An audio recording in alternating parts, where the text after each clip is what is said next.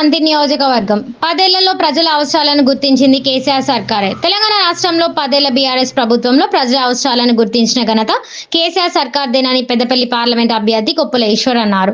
మంత్రిపట్నంలోని గాంధీ చౌక్ లో corner meeting లో parliament ఎన్నికల ప్రచారంలో పాల్గొన్న ఎంపీ అభ్యర్థి కొప్పుల ఈశ్వర్ మాజీ ఎమ్మెల్యే పెద్దపల్లి జిల్లా పరిషత్ చైర్మన్ పుట్ట మధుకర్ ఆనాడు రైతులకు ప్రజలకు కష్టాలు రాకుండా కేసీఆర్ చూశారని, ప్రతి పల్లెను ప్రగతి బాటలో నడిపించాలనే గొప్ప ఆలోచన చేసి కార్యాచరణ చేసిన చరిత్ర ఆయనకే దక్కిందన్నారు. అయితే 10 ఏళ్ల గొప్ప పరిపాలన చేసిన ప్రజలు మార్పు కోరుకున్నారని, ఆ మార్పుతో ప్రజలకు గోస తప్ప మేలు జరిగేదేదీ లేదన్నారు.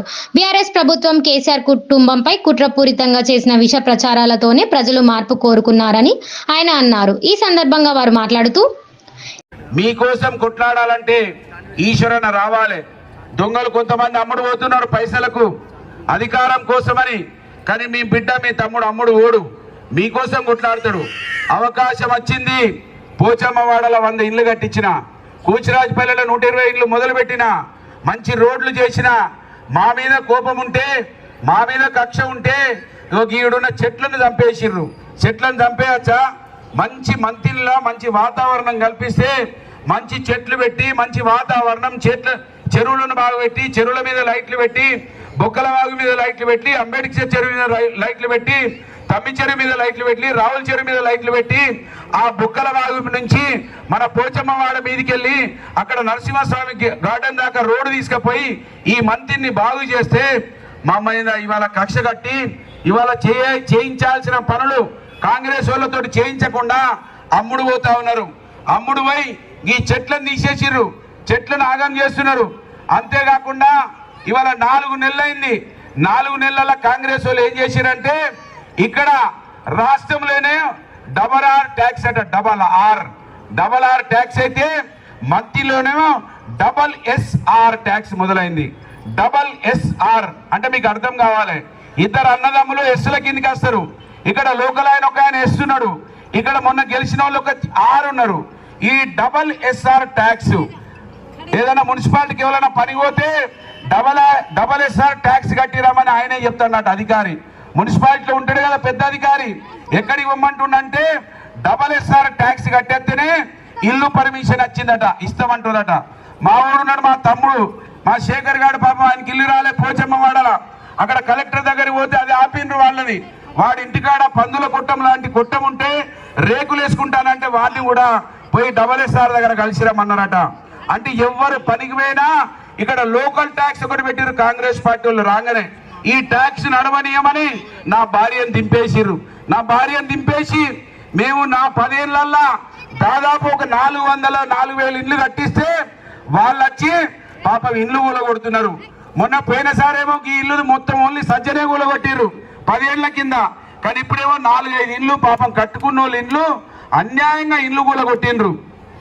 అంతేకాకుండా చాలా గొప్ప పనులు జరుగుతున్నాయి మంత్రిలో. గప్చుప్ పెట్టుకున్నాడికి ఇక్కడ ఒక ఆయన గప్చుపట, వాన్ దగ్గర వసూలట. గప్చుప్ దగ్గర పాపం ఇక్కడ నుంచి రాజస్థాన్ నుంచి పొట్ట చేతులు పట్టుకొని వస్తే ఆ గప్చుప్ ట్యాక్స్ మొదలైంది. అంతేకాకుండా మన ఆర్టీసీ బస్ స్టాండ్ లో ఆ మేతరోళ్ళు పాపం ఆ మేతర పని చేసుకొని బతుకుతారు. వాడిని భయపెట్టించిరట మేతరాయనను. ఆ దగ్గర కూడా ట్యాక్స్ వసూలట. ఇవాళ లోకల్ ట్యాక్స్ స్టార్ట్ అయింది. ఏ లోకల్ ట్యాక్స్ స్టార్ట్ అయినా ఎవరు వచ్చి మాకు కలిసినా మీకోసం పోరాటం చేస్తాం. ఇవాళ కొంతమందిని భయపెట్టించి కుల సంఘాలను చేంజ్ చేసుకుంటున్నారు. ఎవరో చిట్టీలు వేసుకుంటున్నారు. ఆ చిట్టీలు వేసుకుంటోళ్ళ మీదకి పోలీసు వాళ్ళని పంపించారు. భయపెట్టితే ఆ చిట్టీల మీద కేసులు పెడతామంటే వాళ్ళు కొంతమందిని చేయనైనరు. ఇవాళ కూడా బంగారం షాపుల వాళ్ళు వడ్ల కమ్మరోళ్ళను భయపెట్టించిర్రు. పాపం వాళ్ళు ఏదో బంగ్లా కట్టుకుంటాను అక్కడ, ఆ బంగ్లాను ఆపేసిర్రు. 4 నెలలు ఆపేస్తే మా వడ్ల కమ్మరోళ్ళు తిరిగి చెప్పులు అరిగిపోయినాయి. ఇక చీరక తప్పుతలేదు అన్న, మేము బతకటట్లేం, ఆ కండువ కప్పుకుంటేనే మా బంగ్లా కట్టిస్తారట అని చెప్తే ఎట్లన్నా ఒక దగ్గర బతకండి అని చెప్పినాం. కనుక వాళ్ళు అయిపోయినరు. ఇలా బంగారం షాపులను భయపెట్టిస్తున్నారు. వడ్ల కమ్మరోళ్ళు అయిపోయింది. వాళ్ళు రేపు మాపు మళ్ళీ కండువలు కప్పుకోవాలి, లేకపోతే మీ బంగారం షాపుల మీద రేట్లు చెప్పిస్తామని గిరిగిరిగా రేపు రూపాయి ఆటను అప్పులు ఇచ్చి బతుకుతారు. వాళ్ళ మీద దాడులు జరుగుతున్నాయి.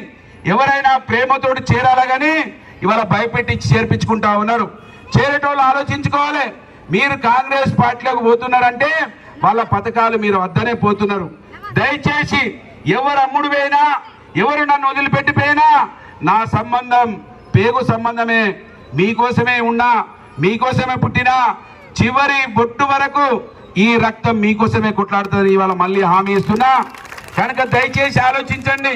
ఇవాళ ఎంపీ కొప్పుల ఈశ్వరణ గెలిస్తే నాకు అండగా ఉంటాడు, నేను మీకు అండగా ఉంటా. ఈ కాంగ్రెస్ వాళ్ళ మెడలు వస్తా, లేకపోతే ఈ లోకల్ ట్యాక్స్ పెరుగుతూ ఉంటది. డబల్ ఎస్ఆర్ అన్నతమ్ములు హైదరాబాద్ లో, ఇక్కడ లోకల్లో ఒక ఎస్, లోకల్లో ఒక ఎస్ఆర్. ఈ ఎస్ఆర్ ఇక్కడ, అన్నదమ్ములు హైదరాబాద్ లో. అన్న అక్కడనే ఉంటాడు, తమ్ముడు ఇక్కడ మొత్తం రిమోట్ కంట్రోల్ పెట్టి దోపిడీ జరుగుతూ ఉన్నది. లారీలు పోతా ఉన్నాయి. లారీ కాడ ఎవరైనా కింద పడి చనిపోతే పుట్టమది కాడ చంపించిండు అన్నారు. రకరకాల బదనాం చేసిండు నన్ను. ఇవాళ ఇవన్నీ ఉన్నాయి కనుక దయచేసి గొప్పగా ఆలోచించండి. యుద్ధం చేయండి. మీరు ఓటు కాడ ఎవరు చూడరు. ఇవాళ మంత్రిని భయపెట్టిస్తున్నాడు కావచ్చు, తమ్ముడు దిక్కు భయపెట్టిస్తున్నాడు కావచ్చు, కానీ మన దేవుడు బాబాసాహెబ్ అంబేద్కర్ ఓటేసే కాడ ఎవడు ఉండడు సుమా. నిన్ను తొంగి కూడా ఎవడు చూడు. గక్కడిని నువ్వు రాజు అవుతావు. గా ఆలోచన చేస్తేనే నువ్వు దొరవవుతావు. గా ఆలోచన నీకు అన్నం పెడుతుంది. కనుక ఆలోచన చేసి ఓటేయండి. మంత్రిని ప్రజలు చైతన్యవంతులు కావాలి. మంత్రిని ప్రజలు దొంగెవడు దొరెగోడు. ఇవాళ చిన్న కులమోని మనం అసహించుకుంటాం. ఇగో మాదిగా పెట్టి ఇక్కడ ఉన్నాడు కుమార్, 50 లక్షలు ఇస్తాన్నారు, కానీ కుమార్ అమ్ముడు పోలే. ఇవాళ మా గర్రెపల్లి సత్యున్నాడు. ఇవాళ నేను ఎటు పోనన్నా నీ ఎమ్మడే ఉంటా. ఇవాళ అమ్ముడు పోకుండా ఆగిండు. మా సమ్మయ్య ఉన్నాడు, మా ముదిరాజు బిడ్డ, మేము అమ్ముడు పోమమ్మా, మేము నీ ఎమ్మడే ఉంటాం, ప్రజలతోటి ఉంటాం, మేము మీకోసమే ఉంటా అని ఇవాళ మా కౌన్సిలర్ సత్తన్న, వీళ్ళు మా సమ్మన్న, వీళ్ళు సిపాయిలు, వీళ్ళు నీతివంతులు, వీళ్ళు ప్రజల కోసం ఉండేవాళ్ళు. కనుక ఇవాళ ప్రజల కోసం ఎవరు ఉంటున్నారు, ఎవరు అమ్ముడు పోతున్నారు, ఎందుకు అమ్ముడు పోతున్నారు, ఇవాళ నిలదీయాలి మీరు. వాళ్ళు ఎట్లా గెలిచిండ్రు, వాళ్ళని ఎవరు గెలిపించారు, వాళ్ళకి ఎందుకు ఓట్లేసిరో మీకే తెలుసు. కనుక ఇవన్నీ ఆలోచించమని మిమ్మల్ని కోరుతూ ఇంకొక 10 నిమిషాలు ఇట్టనే ఓపిక. ఈ కార్యక్రమంలో నాయకులు, కార్యకర్తలు, ప్రజలు అధిక సంఖ్యలో పాల్గొన్నారు.